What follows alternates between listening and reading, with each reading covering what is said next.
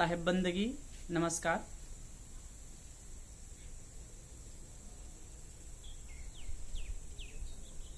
सदरु कबीर साहब की अगली साखी है, हृदय भीतर आरसी मुख देखा नहीं जाए, मुख तो तब ही देखियो जब दिल की दुविधा जाए। हृदय भीतर आरसी, सभी के अंदर, हृदय के अंदर आरसी है, दर्पण। हृदय में दर्पण है, विवेक दर्पण। मुख देखा नहीं जाए, लेकिन उसमें अपना मुख नहीं देखा जाता है, अपने स्वरूप को, अपने चेहरे को नहीं देखा जाता। मुख तो तभी देखियो जब दिल की दुविधा जाए, मुख उसमें तभी देख पाएंगे जब दिल की दुविधा चली जाएगी। हृदय भीतर आरसी,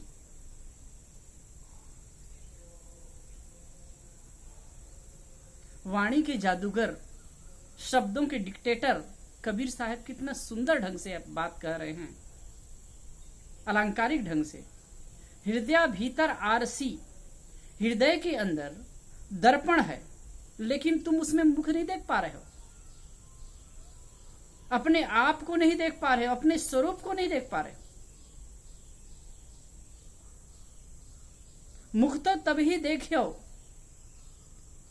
तभी आप अपना मुख देख सकोगे, तभी अपने आप को समझ सकोगे, तभी अपने आप का साक्षात्कार कर सकोगे जब दिल की दुविधा जाए, जब दिल की दुविधा चली जाएगी। दुविधा, दो विधा। जब मन की स्थिति पेंडुलम वाली होती है, पेंडुलम वाली घड़ी का जो लोलक है वो झूलता रहता है, ऐसी हमारी मन की स्थिति होती है। यह सच कि वह सच, यह सही कि वह सही, इसमें हम उलझते रहते हैं। कोई भी क्षेत्र में विकास करना हो, चाहे भौतिक क्षेत्र हो, चाहे आध्यात्मिक क्षेत्र हो, हमारी दृढ़ मनोस्थिति होनी चाहिए। दृढ़ता होनी चाहिए, निश्चयता होनी चाहिए, पक्कापन होना चाहिए, कॉन्फिडेंस होना चाहिए।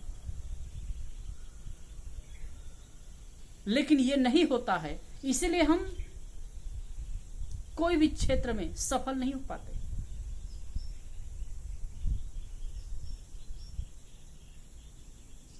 राजा जनक की एक बात मुझे याद आ रही, यह सच कि वह सच। राजा जनक ने एक स्वप्न देखा। स्वप्न में क्या था कि वो देखता है कि मैं भिखारी हो गया हूं,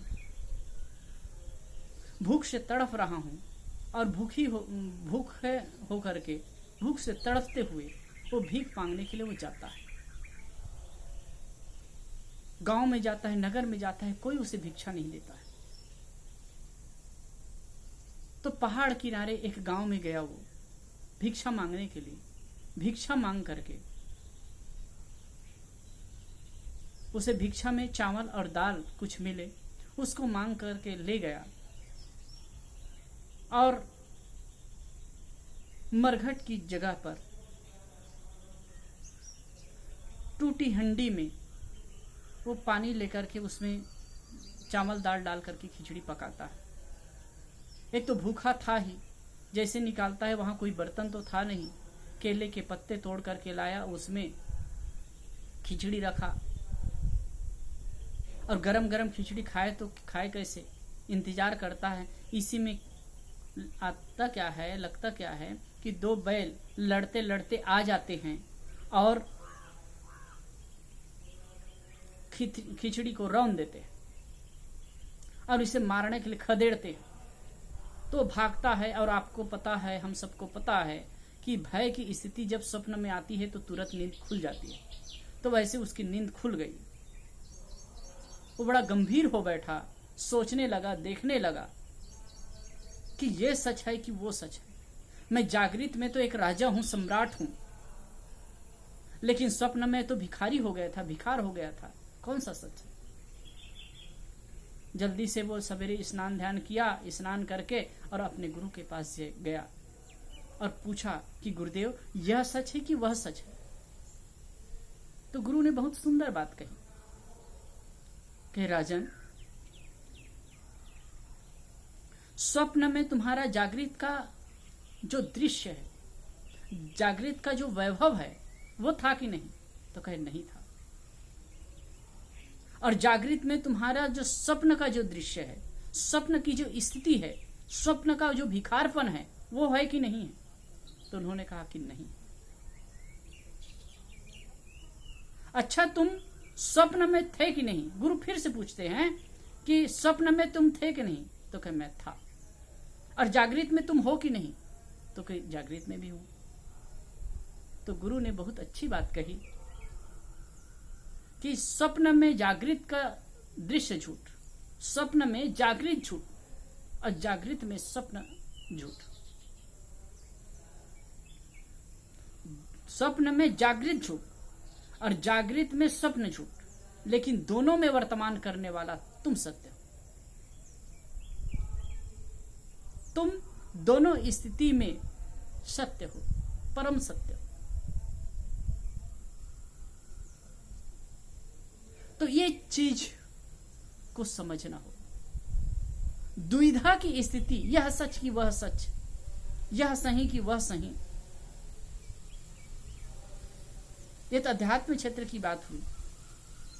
नाना प्रकार का संदेह मनुष्य के मन में घर कर जाता है, और किसी भी बात को लेकर के संदेह हुआ तो उसका जीवन एकदम कंटकाकीर्ण हो जाता है, वो फिर आगे नहीं बढ़ पाता। कितने लोग, बच्चे लोग कहते हैं, जैसे कि पढ़ने वाले ही कहे कि ये विषय लूं, आर्ट्स लूं कि साइंस लूं कि कॉमर्स लूं, क्या लूं, कि मैथ्स लूं, ये लूं कि वो लूं, ये करूं कि वो करूं, कहीं जाना है तो जाऊं कि न जाऊं, जाऊं कि न जाऊं। मेरे मन भी होता है कभी। ये दुविधा की स्थिति ना बड़ी विचित्र स्थिति होती है, और दुविधा की स्थिति को रख करके हम सही काम नहीं कर पाते और ना ही सफल हो पाते। जब जीवन में विषम परिस्थिति आती है, परेशानी आती है, तब भी आदमी दुविधा में उलझ जाता है, ठोस निर्णय नहीं ले पाता है। दुविधा की स्थिति में हम ठोस निर्णय नहीं ले पाते हैं, हमारी ठोस स्थिति नहीं हो पाती।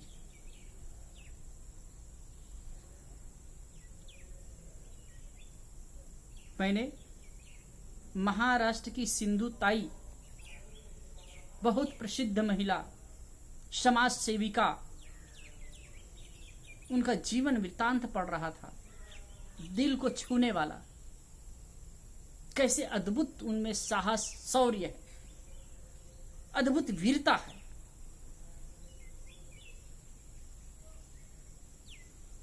ऐसे परिस्थिति में उनको घर से धक्का मार करके बाहर निकाल दिया गया। जिस समय वो गर्भवती थी, 9 माह की गर्भवती थी, बच्चा पैदा होने का समय आ गया था।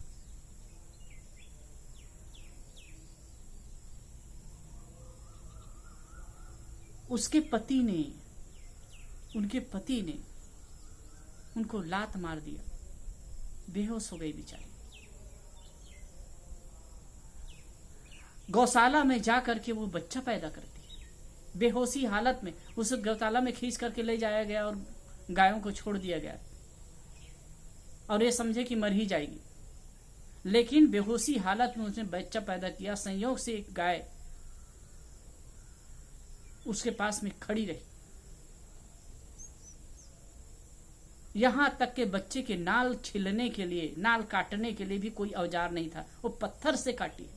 वो कहती है कि पत्थर मारे तो गिन कर मारे, 16 बार मारी थी, तब जाकर के उसका नाल कटा था। ऐसी परिस्थिति में वो रही, वहां से निकली। पहले तो एकदम खिन्न हो गई और आत्महत्या करने की सोची। लेकिन वो अपने बच्चे की तरफ देखती है। भीख मांग के खाने लगी, औरों के लिए भीख मांग करके मांगती थी, अपने खाती थी, दूसरों को और भीख मांगे बच्चों को खिलाती थी। कई बार आत्महत्या करने का मन हुआ, लेकिन अपने बच्चे को देख करके रुक गई। धीरे धीरे वो अपने को समझने लगी, अपने लोगों को समझने लगी और सोचती है कि नहीं, कुछ करना है, मुझे जीना है, इन लोगों के लिए जीना है, गरीबों के लिए जीना है, दिन दुखी के लिए जीना है। उनका विजन बड़ा होता गया और वो महिला हजारों लोगों को संरक्षण देती है, आधार देती है। पहले गीत गा करके और जो धन आता था उससे लोगों को, गरीब लोगों को, दिन दुखी बच्चे को संरक्षण देती, खिलाती पिलाती थी, पालन पोषण करने लगी। अभी उनकी बहुत बड़ी संस्था हो गई है और सैकड़ों बच्चे वहां रहते हैं। अब तक तो सैकड़ों बच्चे, वो तो कहती थी कि 250 तो दामाद हैं, 50 बहुएं हैं और कितने बच्चे वहां रहते हैं। कितना अद्भुत उनका साहस और शौर्य था। क्या दुविधा की स्थिति में कोई ये सब कर पाता? पहले तो मर जाऊं कि क्या करूं, यही स्थिति थी, मरने के सोचती थी। लेकिन वो भी दुविधा की स्थिति, उसमें भी अगर दृढ़ हो जाती तो मर ही जाती। लेकिन नहीं, उसने अपने विजन को समझा, अपने उद्देश्य को समझा और आगे चल करके अपना काम किया और आज समाज के लिए आदर्श बन चुकी है। उनको कितने राष्ट्रपति पुरस्कार मिल चुके हैं, कितने सारे पुरस्कार मिल चुके हैं, कितने देशों की यात्रा कर चुकी है, लोगों के लिए प्रेरणा स्रोत बनी हुई।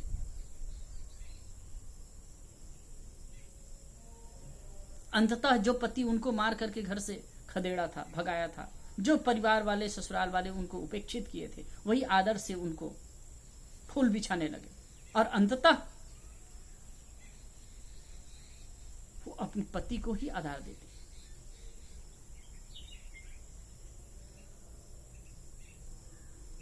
जब पति से मुलाकात होती है, वहां ससुराल में जाती, उनको आदर से बुलाया जाता है, तो देख करके पति रोने लगता है।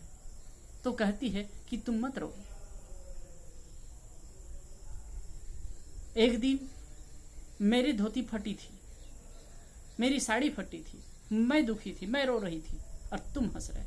लेकिन आज ऐसी स्थिति है कि तुम हंस रहे, तुम रो रहे हो और मैं हंस रही हूं। हिसाब बराबर हो गया। चलो मेरे साथ, यहां रह करके तुम्हारा ठीक नहीं है, लेकिन मेरे साथ चलना तो पुत्र बन करके, पति बन करके नहीं। मैं पति बना करके आपको नहीं ले जाऊंगी, अपने पुत्र बना करके। कितना अद्भुत उनका जीवन का क्रम, आप देखिए, सोचिए।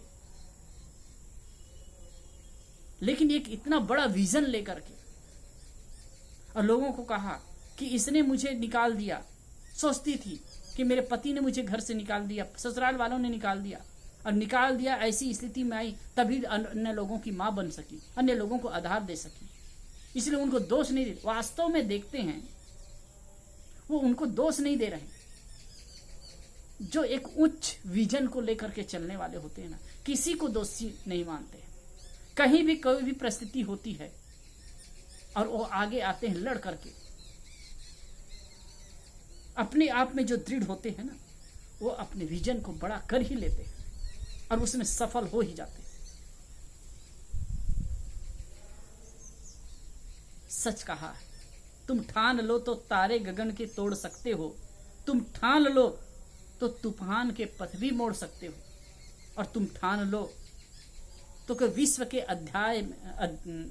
इतिहास में, तुम ठान लो तो विश्व के इतिहास में अपने सुयश का नया अध्याय भी जोड़ सकते हो। किसी भी सामान्य परिस्थिति को देख करके विचलित, दुखी होने की आवश्यकता नहीं है, अशांत और पीड़ित होने की आवश्यकता नहीं है। आप उसमें भी देखिए, कोई भी समस्या आती है तो समस्या के पीछे कुछ समाधान भी होता है, रास्ते होते हैं। हम समस्या से विचलित हो जाते हैं, अशांत होते हैं, कंफ्यूज हो जाते हैं, और इसीलिए जो रास्ते दिखने लगते हैं, रास्ते जो हैं वो हमें नहीं दिखाई पड़ते।